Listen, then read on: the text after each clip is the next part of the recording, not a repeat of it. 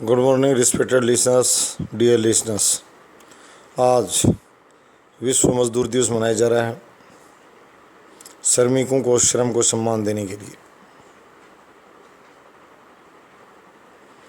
मैं भारत सरकार और राज्य सरकार और राजनीतिक दलों से कहूँगा, श्रमिकों को सम्मान देने के लिए श्रमिक नीतियाँ, किसान नीतियाँ, मजदूर नीतियाँ और व्यापारी नीतियाँ, छोटे दुकानदार नीतियाँ। मैं कह व्यापारी से मतलब मेरे यहाँ खुदरा दुकानदार से है, जो श्रम के बल पर अपना परिवार चलाते हैं। वो सभी श्रमजीवी हैं, श्रमिक।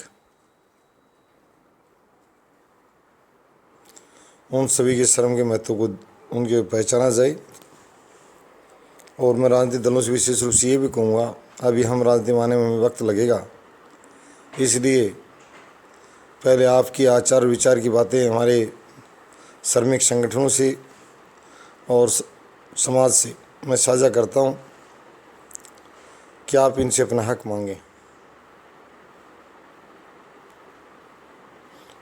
ये हक देना भी सीखें। जब राज्यसभा सीटों के आवंटन की बात आती है तो आम आदमी बड़े उद्योगपतियों को भेजती है।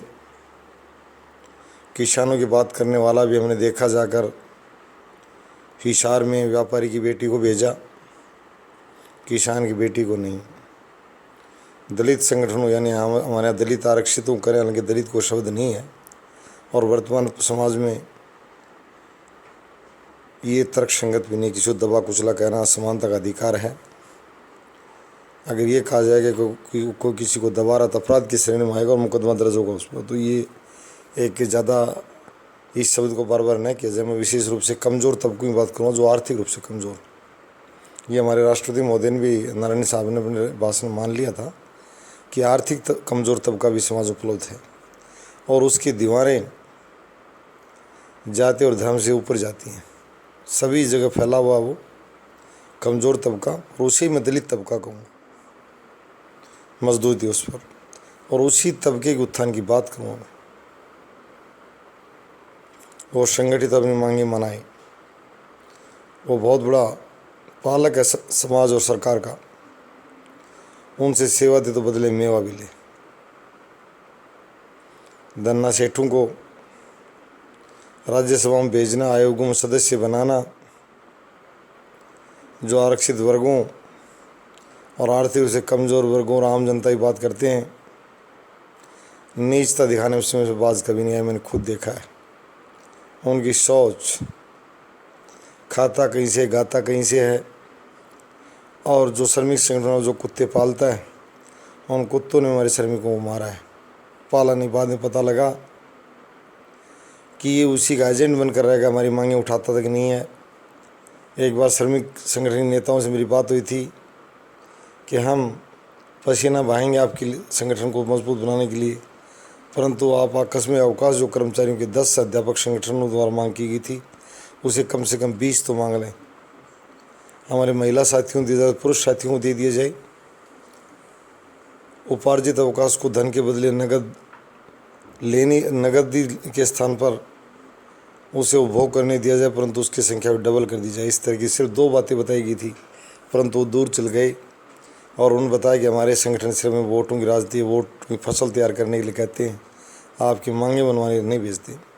इसलिए भारत के श्रमिक संगठनों और मैं छात्र संगठनों से कहता हूँ कि नेताओं के दलाल और कुत्ते ना बने। मजदूरों और छात्रों, किसानों, दुकानदारों की आवाज़ बने, आम जनता की आवाज़ बने। खरबपतियों को राज्यसभा में भेजने वाले से कहीं लोकतंत्र की परिभाषा नहीं है। क्यों ज़ोर ज़ोर से चिल्ला रहा बेशर्मी कर। मैं पढ़े लिखे बच्चों से बाजी का जो विश्वविद्यालय महाविद्यालय में अध्ययन कर रहे हैं, और शिक्षक समाज से कहूँगा, भारत में जिसकी तादाद 1 करोड़ है, गूंगे और बहरी न बने। सामने आए शिक्षकों का शोषण हो रहा है, शिक्षक दम तोड़ रहे हैं भूख से, जिनको काम नहीं मिल रहा। आज वही काम का अधिकार की बात यहीं आ गई। Job right. बूढ़ा हो गया, बाल और मुंह पर झुर्री और सिर में सफ़ेदी आ गई, कह रहा है मेरे को 20 वर्ष शिक्षण की उपाधि प्राप्त किए हुए मुझे नामात्र काम भी नहीं मिला है किसी क्षेत्र। इन बातों पर चर्चा की जानी है। सबको काम, सबको उचित दाम, यही श्रमिक दिवस। सबको काम और सबको उचित दाम, इसके लिए मैं समाजवादी पार्टी और वामपंथी संगठनों से कहूँगा कि नीचता से बाहर आए। धर्म और जाति की बातों विपक्षियों के साथ न उलझें। ये कहें कि हम कमज़ोर तबकों और आर्थिक रूप से कमज़ोर वर्गों के उत्थान के लिए काम कर रहे हैं, हम श्रमिकों जीवन दान के लिए बात कर रहे हैं। बिल्कुल जाति की दीवारें इन संगठनों में नहीं होनी चाहिए और नई चर्चा की जाए। वामपंथ मानता है धर्म अफीम है, जाति भी अफीम है।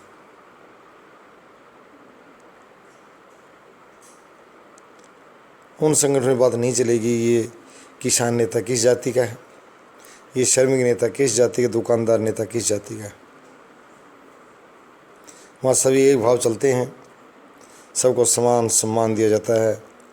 और मैं ये कहूँगा भारत के छात्र संगठन जितने भी हैं, भैया आपको छात्रों के हितों के लिए संगठन नहीं बना रखे आपने, आप अपनी पार्टियों की दलाली करने के लिए संगठन बना रखे हैं। जैसे पुराने ज़माने में सब आज़ादी के दौरान एक संगठन था भारत में, जिसका आज नाम नहीं लेना चाहता, लोगों को मिर्च लगेगी।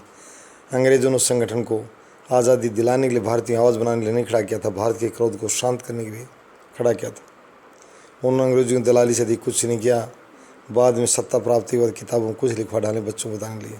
भारत माता की जो वीर मर गए देश के लिए, इस देश के लिए शहादत की बात जिन लोगों ने लिखी, उनके नाम किसी को पता ही नहीं आज तक। नहीं इन्होंने बताया।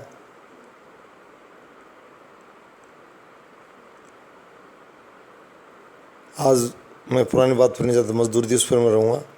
जो छात्र और जितने भी श्रमिक संगठन ये कह रहे हैं कि हम नेताओं की शानों पर चलवाते हैं, उन कहते हैं तुम मांग मत लाओ उनकी, हमारी नीतियों को बताओ, उनके मांग पत्र मत लेकर आओ, ये उचित नहीं है। अगर छात्र संगठन ही हैं तो क्या जॉब राइट को समर्थन नहीं करेंगे? मैं इसके लिए SFI, ABVP, NSUI जितने भी छात्र संगठन हैं, बेशर्मी की हदें होती हैं। तीनों छात्र संगठनों को कर रहा हूँ, कर्मचारी संगठनों फेडरेशनों को कर रहा हूँ। रोज़ बैंकों में हड़ताल करें, हड़ताल और तालाबंदी कोई आधार नहीं है। वैचारिक क्रांति के दम पर और वोट के दम पर आप वोट की फसल तैयार कीजिए, सरकारों को बदलिए, change to vote, favour to vote. उस सरकार को समर्थन दीजिए जो हमें पाल रही है, उस सरकार को हम पालेंगे, उस दल को हम पालेंगे।